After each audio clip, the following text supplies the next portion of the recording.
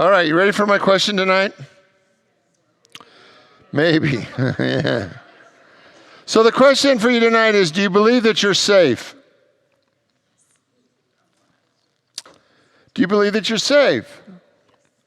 Because you could be in a secure vault with armed guards all around it, with electric cameras and maybe a barbed wire fence, and you could be with all of that security and still not believe that you're safe.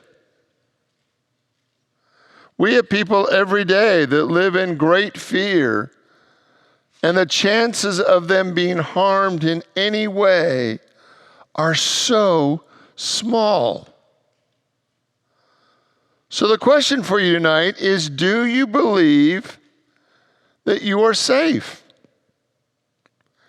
And that question has two different levels to it. There's the rational, measurable, statistical information that says how safe you think you are. But then there's the emotional side of that, which is your beliefs and whether you feel safe. Louise Hay had an affirmation that went, I am totally safe in the universe. I am at peace everywhere, and I trust life. Will you say that with me? I am totally safe in the universe. Together, I am totally safe in the universe. I am at peace everywhere. Together, I am at peace everywhere. I trust life. Together, I trust life. See, I think this brings up the question, do you believe that your beliefs create your experience? Right? Do you believe that your beliefs create your experience? As you believe, it is done unto you. So do you believe that your beliefs create and impact your experience? How many want to say, yes, I can believe that? How many of you want to believe that what you believe actually interprets the information that's all around you? So if you believe that you should be frightened, you're frightened even if there's no reason to be frightened, but our beliefs actually interpret the information around us. And how many of you want to believe that both are true? That they not only create your interpretation of the information, but they're actually creating your experience. See, there's a story about two little boys that they were doing a test on. And the first little boy, they stuck into a room, and there was just horse poo that just filled the entire room. And the little boy just began to cry, saying, this is how every aspect of my life goes. It never works for me. Everybody else gets a better room, and I get a room filled with horse poo. Second little boy, they brought him into the exact same room, a room filled with horse poo, and he dives in. And he starts digging. And they said, wait, why are you doing this? He said, with this much horse poo, there has to be a horse in here somewhere. Right? And I want you to see that those two positions are where most of us live. We either believe that life is for us and here to bless us, or we believe that life is scary and we need to run from it. We need to hide from it. We need to try to protect ourselves, and those two conditions create a reality. Do you expect to be safe? Do you expect to be blessed? Or do you expect to be harmed? The History Network created this group of social scientists and asked them the question, is the world safe? And this is what they said. Now just hear the whole thing. Despite a few minor wars, which for the people in them is problematic, right? And not so minor terrorist attacks, it seems clear that more citizens of the 21st century, both in terms of raw numbers and percentages of overall global population, will lead mundane, peaceful lives than at any other time in history. And that bears repeating. Today, a far greater percentage of the world's population live in peace than any other time in history, with non-trivial, curious, unreported statistics. Curiously, unreported statistics, very often underreported statistics. Any reasonable measure of the world is living in the golden age of peace and security, even if it may not always appear so. In this trend, part of the permanent change is it merely just the latest respite in the catastrophes, or is there an actual movement toward peace? The answer depends greatly on the explanation of the current age of stability, which is subject to robust academic debate. But it is worth noting that history contains precious few examples of returning to institutions deemed by society to be outmoded, barbaric, or futile. In other words, there is a normative evolution, typically is unidirectional. Few would argue, for instance, that either slavery or even dueling is likely to reappear in this century. As long as technology, science, and the economy remains relatively stable and moves forward and doesn't take a major step backwards, the likelihood of a major war is likely to continue to diminish in our lifetime. While the future is unknowable, there's at least a very good reason to believe that the future may be far more peaceful than we've ever been led to believe. So here's the deal. What if everything in life is moving in a productive way, in a positive, uplifting way, and yet we're still feeling a level of fear? Could it be that our emotions have not caught up with the actual world that we're living in? Albert Einstein said, "I think the most important question facing humanity is the universe a friendly place? This is the first and most basic question for all people must ask for themselves." See, one of Unity's fundamental principles is that there's only one presence and one power. There's one power, and that power is absolutely good. And yet, most of us were raised in this idea that on this planet, it is a struggle between good and evil. And I can show you throughout human thought where that idea was first established. It was established in Zoroastrianism. And Zoroastrianism had this belief that on the planet, it was a cosmic struggle between good and evil. And that idea became so prevalent in the first century that it's been passed down for generation upon generation, that we believe that we are in the midst of this struggle. And what would it take for our world to fully accept this idea that life is good, that life is meant to be good? And could we actually tolerate a worldview that says everything is working together for our highest good? Now, how many of you think, well, what would I do with my day? Like, what would I do in any given day if there wasn't a problem or a challenge or a catastrophe or a drama or a situation that I'd have to overcome? Because wouldn't that get boring? Wouldn't it be terrible if there was nothing happening to give me a little drama fix? And what would it look like in your life if you really believed that everything was for your highest good, that everything was here to bless you. See, this idea of duality is this great deal of symmetry in the universe. See, at this level of life, at the human level of life, there is duality. There is birth and death, and darkness and light, and cold and hot. And we function from this human level, from this level of duality, right? But many of us are becoming aware of non-dualism. And non-dualism or non-duality is, what's interesting even about that is that duality is so accepted, it gets its own word. Right? Non-duality is the opposite of duality. And instead of saying oneness, we call it non-duality.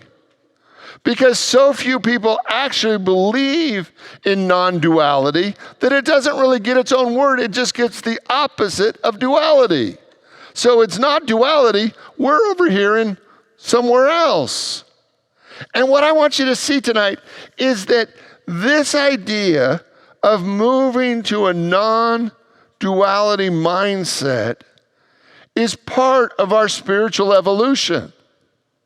That part of our growth, part of our transformation is when we begin to entertain the idea, what if it's all good? What if everything has the possibility to absolutely be for us? And what if all the fear and anxiety that we've been holding on to for years isn't really helping us move forward because it's actually supporting this idea that life isn't safe? Could you imagine for a moment getting up every day and not being afraid of what was going to happen, but just being curious how you were going to be blessed that day? I wonder how God is going to bless me today. Let's say that together. I wonder how God is going to bless me today. Now, does your anxiety level go up when you make that statement? Now, if you get up every morning and you say, I wonder how the dirty dogs are going to take me down today, do you find that increases your level of anxiety or minimizes your level of anxiety? Like, there's something that happens when we actually believe that we live in a safe universe. It actually changes our whole internal system. Our blood pressure, our healing, all the anxiety and fear that most of us have learned to cope with. The moment we truly believe we live in a safe universe that is absolutely here for us, that everything is here to bless us, the moment we integrate that, our whole mindset, our whole life begins to shift. Gary Simmons, in his book, The Eye of the Storm, wrote this. He had an encounter with a spiritual teacher, and this is what the spiritual teacher said to him. No one is against you. You have no adversary in your life. There is nothing in the universe that is against you or your purpose. That is what is meant by an awakened future. You must leave this room knowing only one thing. Nothing is against you. Nothing opposes you. Every experience you may have, to the contrary, is just evidence in your mind rooted in a sense of separation and illusion. Like one of the big steps that we make in our spiritual journey is when we stop scaring ourselves. How many of you like to go, like it kind of amazes me how many people go to scary movies. I am not a devotee. I don't like to be scared. I don't. And yet, scary movies are so popular. So many people go to scary movies. Why? Because it's a fabulous way to get an adrenaline high. Like you get so much adrenaline coursing through your system in 2 hours of a scary movie, it wakes you up. But what I want you to see, even if you go to every scary movie, how much of your life are you creating situations to spike your adrenaline and give your ego something to overcome? And what if tonight you began to entertain the idea that with God, you are not only safe, but you are wildly blessed? There's a story in Genesis where Joseph is sold into slavery by his brothers. And I'm going to read from Genesis 50, beginning with verse 18. His brothers came and fell down before him. This is after his father died. And said, "Behold, we are your servants." But Joseph said to them, "Fear not, for I am in the place of God. As for you, you meant it for evil against me, but God meant it for good, to bring about that many people should be kept alive as they are today. So do not fear. I will provide for you and your little ones." Thus he reassured them and comforted them. So it's this idea that if we tell ourselves the truth, we know that time to time, we have people that come into our life that aren't always thinking for our highest good. Is that true? But what I want you to see is even in those moments, God is using those situations for our highest good because God is greater than their intent. And God can even use their ill motives as a way to bless us.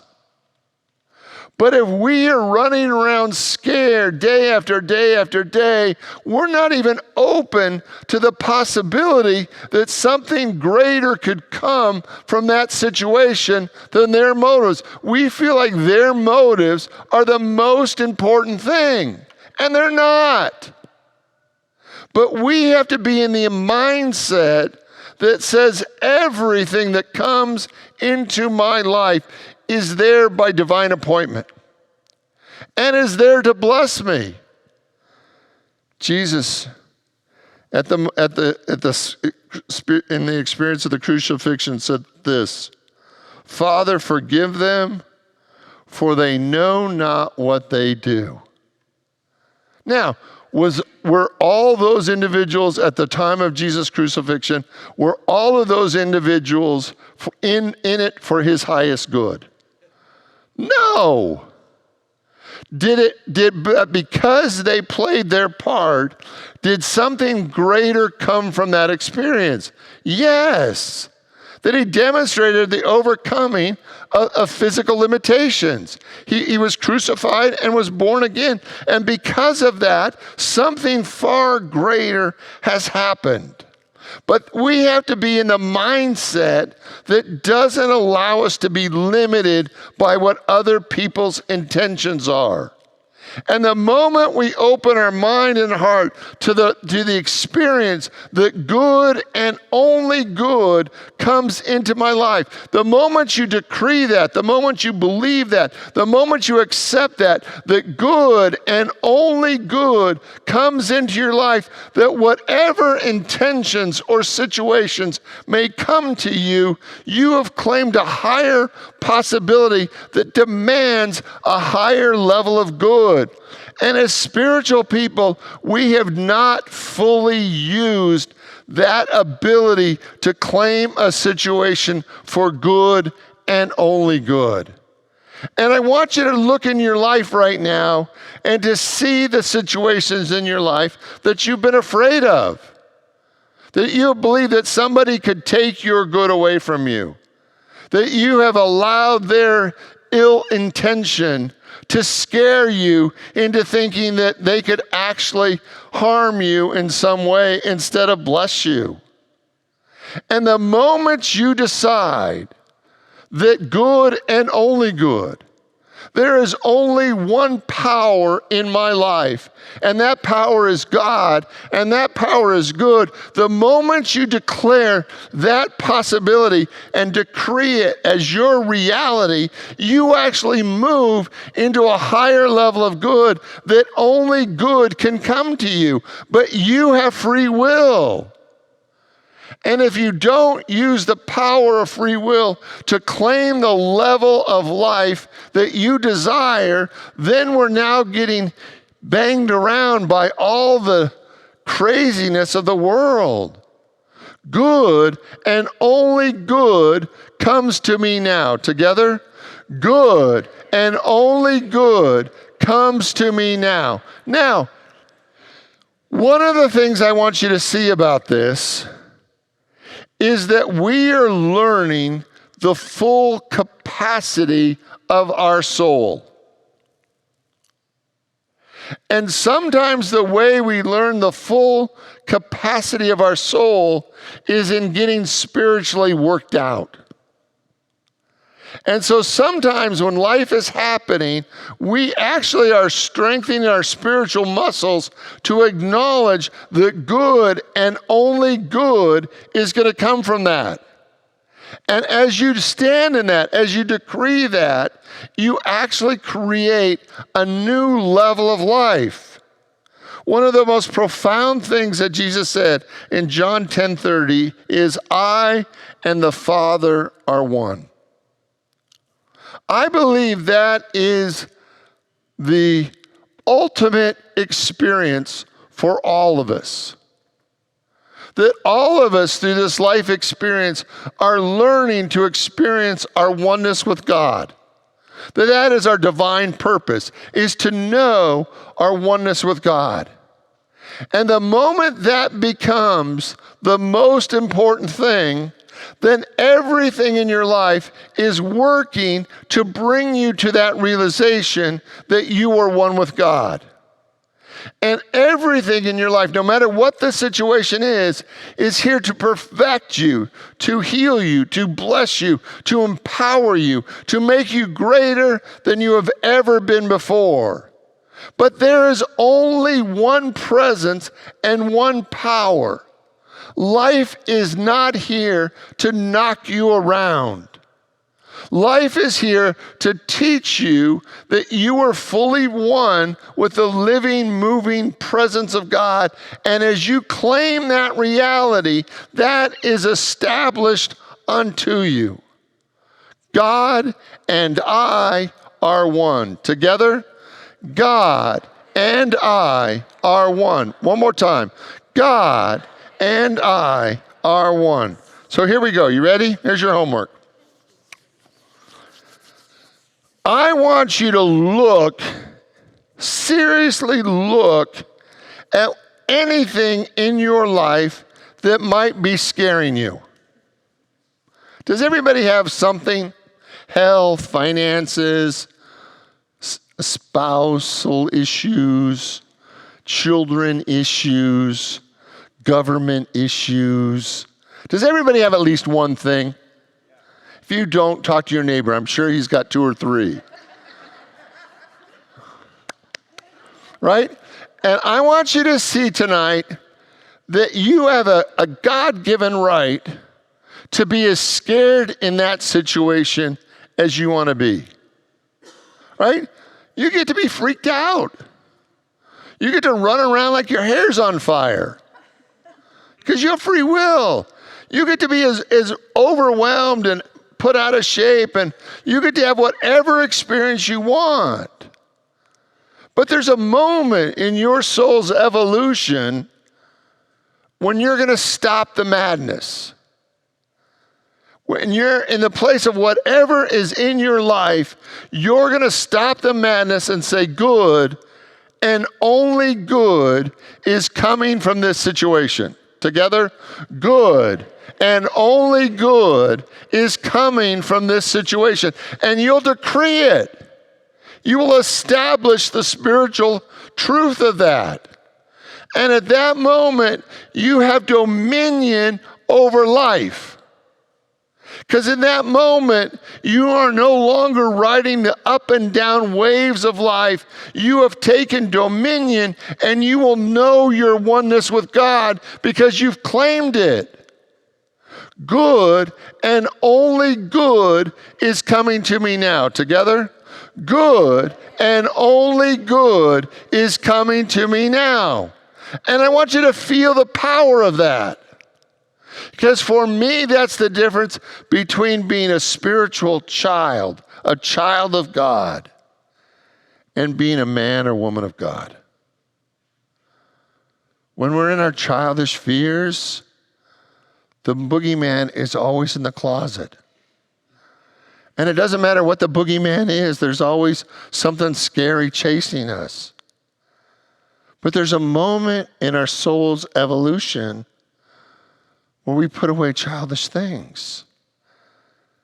And we decide in a moment that your God is bigger than anything in your life. And you decide. And the moment you decide, it is established unto you. As you decree a thing, it will be done unto you. Good and only good is in charge of my life. Together? Good and only good is in charge of my life. Will you pray with me? And I invite you to open your mind, your heart, your soul to the activity of God. That today we take another step in our spiritual maturity. We decide that we are no longer a victim to circumstance. That whatever comes into our life by divine appointment. We are not a victim to circumstance. We are actually here to claim the glory of God in every situation of life. And the moment we begin to claim the glory of God in every situation of our life, we no longer live frightened. We live as a master over circumstances. Today, I want you to claim your mastery. I want you to claim the power of God. I want you to make that inner decision that good and only good comes to you now. Together, good and only good comes to me now. In the name and through the power of the living Christ, it is done. Amen.